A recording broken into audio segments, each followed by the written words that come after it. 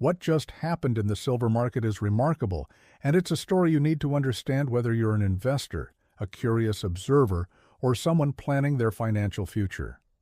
I'm going to walk you through the most volatile period in modern silver market history, what's driving it, and what it actually means for you. If you find this information valuable, subscribe and hit the notification bell. Let's dive into the facts, the historic volatility. On January 29, 2026, silver reached an all-time nominal high of $121.67 per ounce. The very next day, the market experienced its largest single-day decline since 1980, dropping 31.4% in one trading session. To put that in perspective, investors who bought at the peak saw nearly a third of their investment value disappear within 24 hours. This wasn't a gradual correction.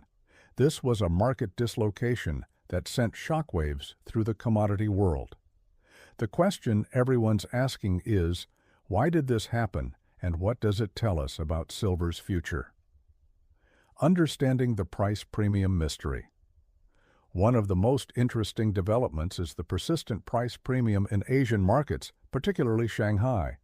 Physical silver in China has been trading at premiums ranging from 10% to 50% above COMEX prices in recent months. This is unusual, though not unprecedented. In a normal functioning market, when prices diverge significantly between regions, arbitrage traders step in. They buy where it's cheap, sell where it's expensive, and the price gap closes. The fact that elevated premiums have persisted suggests something more complex is happening. Several factors contribute to this. Currency considerations, yuan-dollar exchange rates, affect how prices translate between markets, logistics and trade barriers. Shipping costs, insurance, and regulatory requirements add to the cost of moving physical metal internationally. Local demand dynamics, China's industrial base, particularly solar panel manufacturing, creates enormous silver demand, market structure differences. Shanghai exchanges require physical delivery, while COMEX is primarily a paper market, where most contracts settle in the supply-side reality. Here's where things get genuinely interesting. COMEX registered silver inventory has declined approximately 75% from its 2020 peak. In 1 week of January 2026, over 33 million ounces were withdrawn, representing about 26% of registered inventory. At that time, these are real numbers, and they matter. Lower exchange inventories don't automatically mean a shortage, but they do indicate that holders are choosing to withdraw metal rather than keep it in the system. This could reflect industrial users securing supply, investors taking physical possession, or simply changing storage preferences. Industrial demand is real, and growing silver's industrial applications are expanding, and this is perhaps the most compelling part of the story. Unlike gold, which is primarily monetary and jewelry-related, silver has unique properties that make it irreplaceable in many technologies. The solar industry uses approximately 20 to 30 tons of silver per gigawatt of capacity.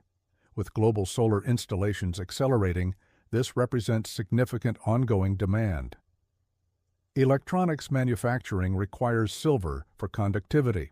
5G infrastructure, electric vehicles, and medical applications all consume physical silver that doesn't return to the market. This industrial demand creates a floor under prices that didn't exist decades ago. It also means that supply disruptions or production shortfalls have real-world consequences beyond just investment markets. The Chinese market dynamic. China is indeed the world's largest silver importer and a dominant force in solar manufacturing.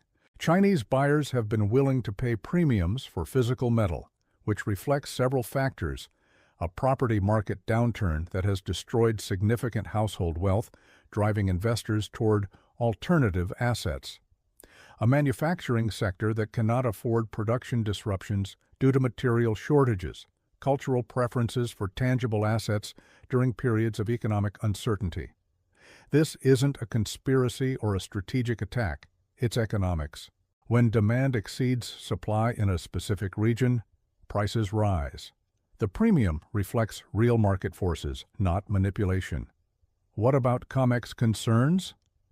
There are legitimate questions about futures market structure.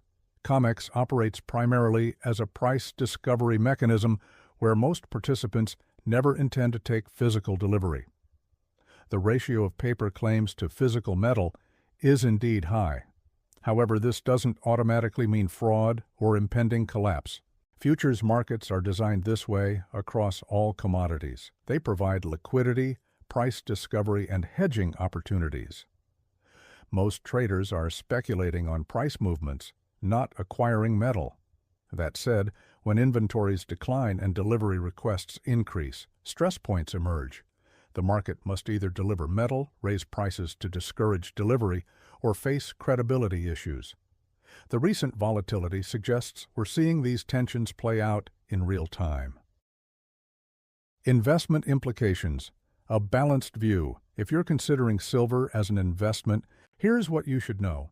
Physical silver offers true ownership but comes with storage costs, authenticity verification needs, and buying-selling spreads.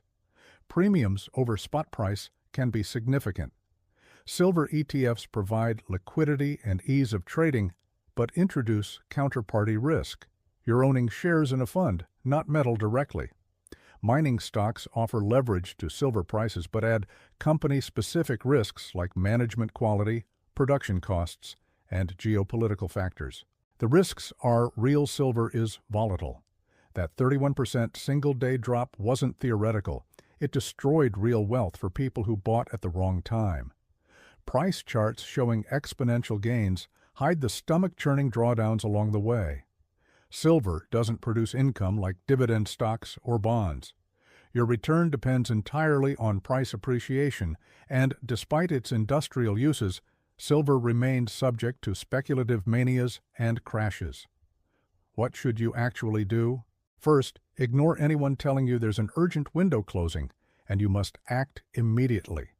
That's a sales tactic, not investment advice.